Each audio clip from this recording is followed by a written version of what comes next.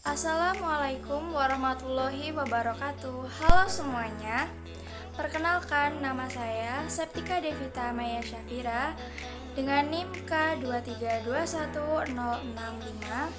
Saya adalah mahasiswa program studi pendidikan fisika Fakultas Keguruan dan Ilmu Pendidikan Universitas 11 Maret Surakarta. Pada kesempatan kali ini, saya akan membuat video untuk memenuhi penugasan UAS mata kuliah Pancasila. Dosen pengampu mata kuliah Pancasila yaitu Bu Yudi Aryana telah menentukan tema untuk pembuatan video ini, yaitu Etika Pancasila. Judul yang saya ambil dari tema tersebut adalah Etika Berkomunikasi di Media Sosial.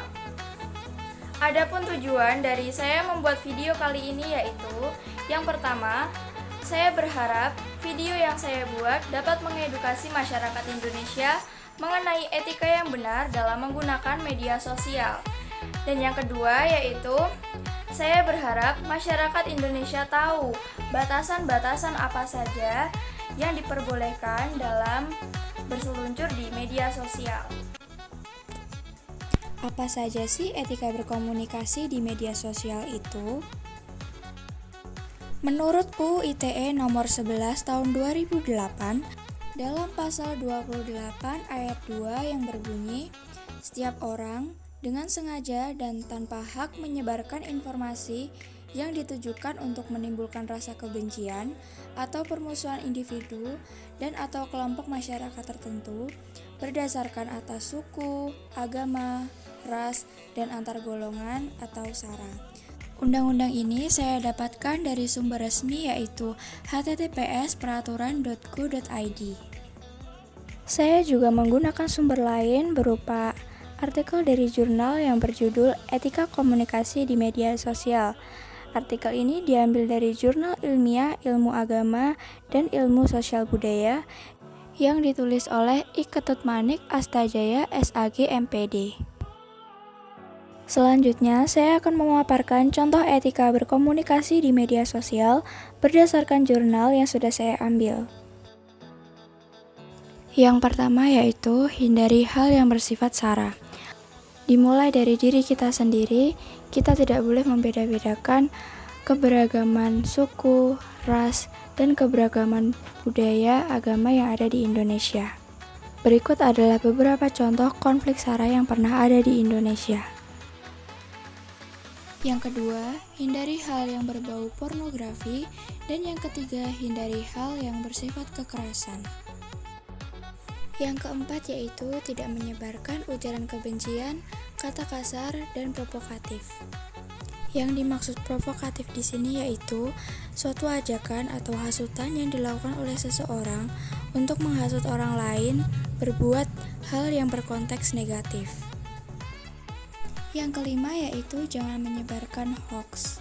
Dalam pasal 28 ayat 1 Undang-Undang nomor 11 tahun 2008 tentang informasi dan transaksi elektronik melarang setiap orang dengan sengaja dan tanpa hak menyebarkan berita bohong dan menyesatkan yang mengakibatkan kerugian konsumen dalam transaksi elektronik. Jika undang-undang tersebut dilanggar, maka pelaku akan mendapatkan sanksi pidana paling lama 6 tahun dan denda paling banyak yaitu 1 miliar. Yang keenam yaitu hindari plagiarisme. Plagiarisme adalah suatu tindakan yang melanggar hak cipta seseorang atas suatu karya. Dalam pasal 2 ayat 1 Undang-Undang Hak Cipta merupakan hak eksklusif bagi pencipta atau pengarang hak cipta untuk mengumumkan atau memperbanyak ciptaannya. Pelaku plagiarisme dapat dijerat hukuman dengan ancaman pidana menurut pasal 27 ayat 1 Undang-Undang Hak Cipta dengan pidana penjara masing-masing paling singkat 1 bulan dan atau denda paling sedikit 1 juta rupiah atau pidana penjara paling lama 7 tahun dengan denda paling banyak yaitu 5 miliar rupiah. Yang ketujuh yaitu jangan mengumbar hal yang menyangkut informasi pribadi.